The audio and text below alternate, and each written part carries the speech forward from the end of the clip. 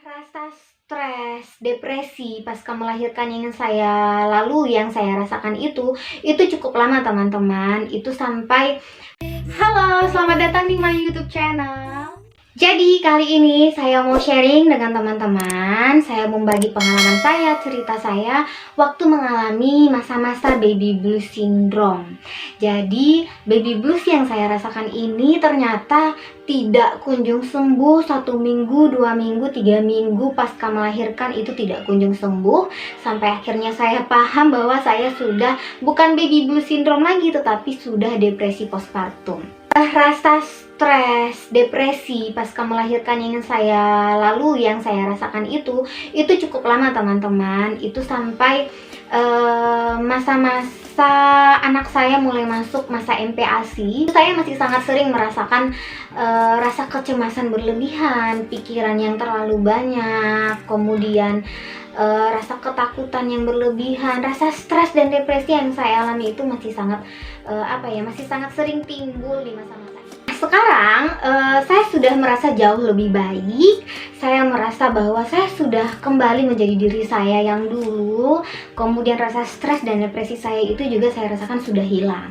Nah, makanya kali ini saya ingin sharing ke teman-teman. Saya ingin menceritakan dan membagi pengalaman saya, apa yang saya rasakan waktu mengalami baby blues, kemudian kenapa sih saya bisa mengalami baby blues, apa aja sih yang saya lakukan untuk bisa keluar dari rasa stres dan depresi tersebut.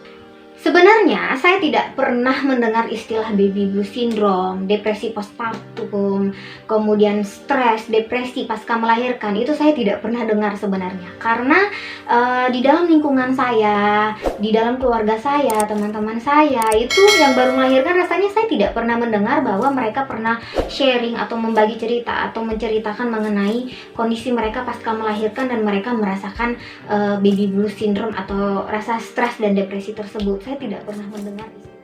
Yang saya rasakan waktu mengalami rasa stres, depresi pasca melahirkan atau baby blues syndrome ini sebenarnya adalah yang pertama itu adalah detak jantung saya itu berdebar sangat kencang, tidak seperti biasanya, dan akhirnya saya merasa kayak sesak nafas gitu. Jadi kayak debaran jantung yang tidak teratur itu bukannya sekali dalam sehari, tidak, tapi itu memang kayak 1 jam, habis itu normal, habis 1 jam kemudian gitu. Jadi kayak orang ketakutan, kayak orang kecemasan. Pokoknya rasa cemas saya pada saat itu kayaknya berlebihan. Kemudian pikiran saya juga sudah jauh kemana-mana gitu. Terus yang saya rasakan juga adalah saya susah tidur.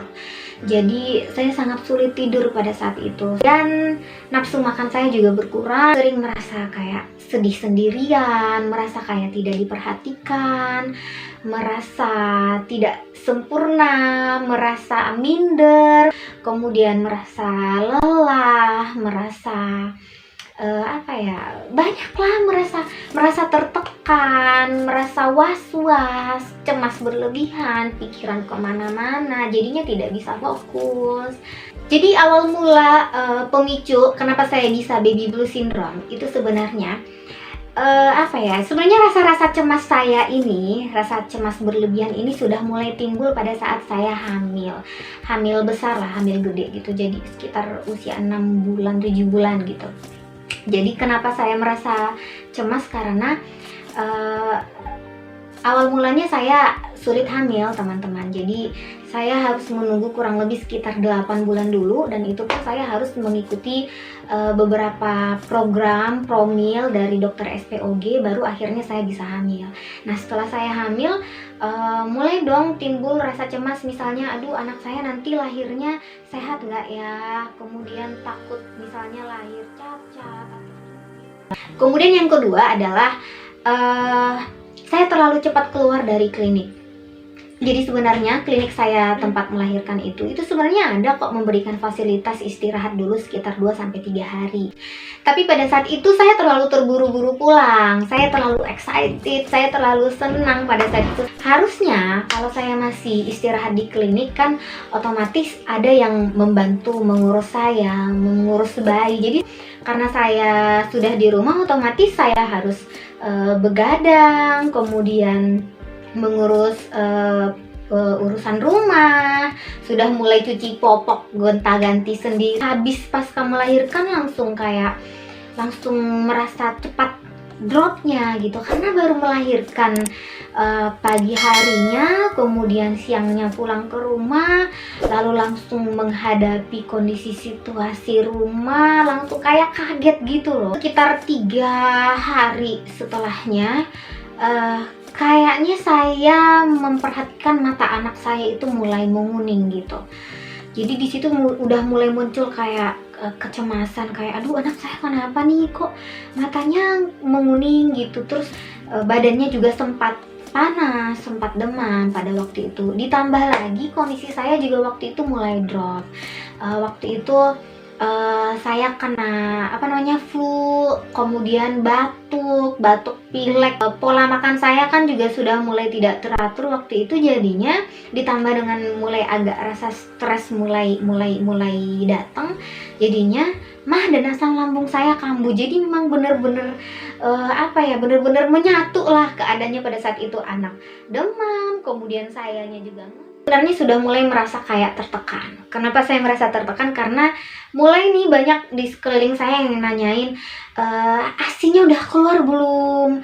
Kemudian kasihan nih bayinya udah 2 hari belum dikasih apa-apa gitu. Karena waktu itu saya bener-bener ingin ASI eksklusif untuk bayi saya gitu. Saya udah bener-bener merencanakannya dari masa saya hamil gitu. Saya udah beli teh pelancar ASI, cookies pelancar ASI, makanan pelancar ASI. Kemudian saya udah nanam daun katuk di halaman rumah saya gitu. Itu untuk demi untuk mendukung program ASI saya, karena saya benar-benar ingin ASI eksklusif minimal 6 bulan atau 1 tahun lah untuk bayi saya gitu. Tapi pada saat itu kayaknya tekanan dari sekeliling saya itu sangat banyak, jadinya itulah yang membuat saya menjadi semakin kayak merasa tertekan. Saya juga punya kebiasaan buruk, teman-teman. Jadi dari masa saya dari dulu saya itu kebiasaannya kurang suka minum air putih, air mineral gitu. Dan itu terbawa-bawa sampai saya sudah melahirkan. Padahal kalau ibu yang menyusui itu kan butuh banyak cairan karena kan menyusui pada saat itu.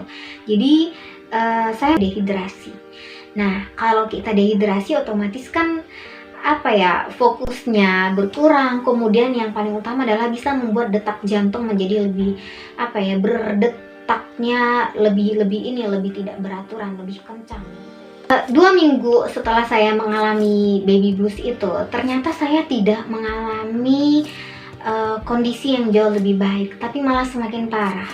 Saya juga sudah mulai kayak berhalusinasi, mulai kayak melihat bayangan-bayangan yang lewat, pas dipastikan ternyata nggak ada apa-apa. Kemudian merasa kayak cepat lelah, lemah, letih, lesu, merasa tidak berdaya, merasa tidak sempurna, merasa sedih, merasa sendirian, merasa kesepian, merasa tidak diperhatikan, merasa tidak dicintai. Aduh, banyak sekali yang saya rasakan waktu itu. Jadi udah mulai kayak perasaan-perasaan negatif itu sudah mulai banyak menumpuk. Jadinya bawahnya kayaknya badan itu terasa kayak lemah gitu, kayak nggak sanggup. Kayaknya baru bangun tidur juga kaki udah kayak lemah gitu, letih, tulang-tulang rasanya kayak mau kayak pegel-pegel badannya gitu. Terus mulai kayak merasa tidak percaya diri. Banyak lah yang saya rasakan. Kenapa saya tidak pergi ke psikiater ya waktu merasakan stres dan depresi itu? Karena waktu saya merasakan detak jantung yang tidak normal seperti biasa yang saya rasakan itu, saya sempat ke dokter ahli penyakit dalam. Saya mau memeriksakan ada apa dengan jantung saya waktu itu, apa mungkin saya sakit jantung atau apa dan lain-lain gitu. Periksa, saya sehat-sehat aja, saya nggak ada apa-apa, tidak ada masalah di dalam tubuh saya. Jadi saya sempatlah konsultasi dengan dokter tersebut. Saya ceritakan bahwa saya baby blues, kemudian saya ceritakan, saya bagi apa yang saya rasakan. Terus saya sempat bertanya ke dokternya, saya sharing apakah saya perlu ke psikiater atau sejenisnya gitu. Dan dokternya menyarankan saya yang sekarang ini rasanya tidak perlu. Dokternya mengatakan bahwa saya hanya terlalu lelah, kemudian kecapean, kemudian terlalu banyak pikiran, terlalu cemas, dan lain-lain. Jadi dokternya waktu itu menyarankan agar saya lebih untuk me time lah istilahnya. Jadi awalnya dokternya nanya hobi saya apa. Jadi kalau misalnya hobi saya jalan-jalan, coba jalan-jalan dulu. Kalau misalnya hobi saya merajut, coba merajut dulu, yang seperti itu. Jadi dokternya menyarankan hal-hal seperti itu. Dan setelah saya pulang ke rumah, saya coba, debaran detak jantung saya yang terlalu kencang itu rasanya hilang. Jadi rasanya waktu itu kayak pikiran kecemasan berlebihan itu terasa kayak hilang sesaat gitu. Jadi ngerasa kayak lebih tenang waktu itu. Nah di situ saya mikir, oh bener juga nih, kayaknya saya memang harus me time nih. Saya memang harus melakukan sesuatu yang memang saya sukai gitu. Bagaimana caranya sembuh? Ini sih yang utama. Dia berserah diri kepada Tuhan.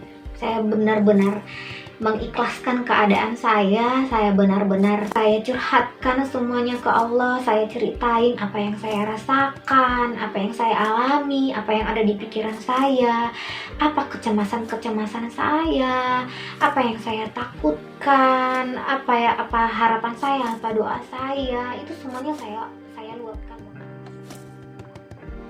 Saya merasa jauh lebih baik, hati saya merasa kayak jauh lebih plong, pikiran saya jauh lebih lapang, badan saya rasanya jauh lebih ringan, beban saya rasanya kayak berkurang, kemudian hati saya kayaknya jauh lebih lapang, lebih luas. Kemudian malamnya juga saya coba sharing dan berbagi dengan suami saya gitu. Jadi saya coba ceritakan lagi apa yang saya rasakan, apa yang saya pendam, apa kesulitan saya, apa isi pikiran saya, kemudian semuanya saya ceritakan.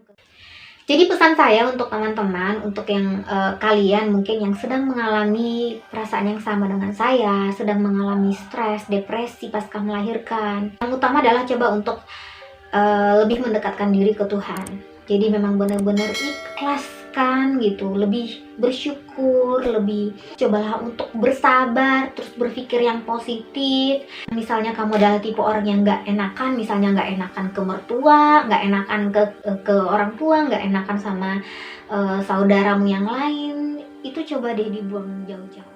Lalu tetaplah berpikiran positif, lalu perbanyak ibadah, kemudian sering-sering me time. Itu sangat penting teman-teman. Jadi yang sering saya lakukan sekarang adalah saya melakukan apa yang saya sukai. Jadi yang saya lakukan itu adalah benar-benar hal-hal yang saya sukai. Jadi pada saat saya melakukannya, saya tidak dalam keadaan terpaksa gitu. Dan sekarang adalah misalnya kayak berkebun, nanam bunga, cooking, masak kue, kemudian edit video, terus mulai coba-coba resep MPASI, kemudian mulai coba-coba permainan yang mengasah kecerdasan anak. Jadi memang benar-benar hal-hal yang membuat saya happy dan membuat saya merasa nyaman. Terima kasih sudah melihat video saya. Mudah-mudahan video yang saya bagikan ini bermanfaat untuk teman-teman yang lain. Nah, jangan lupa untuk share video ini ke teman-teman kalian, karena video yang saya bagikan ini mudah-mudahan memberikan informasi yang bermanfaat untuk teman-teman semua.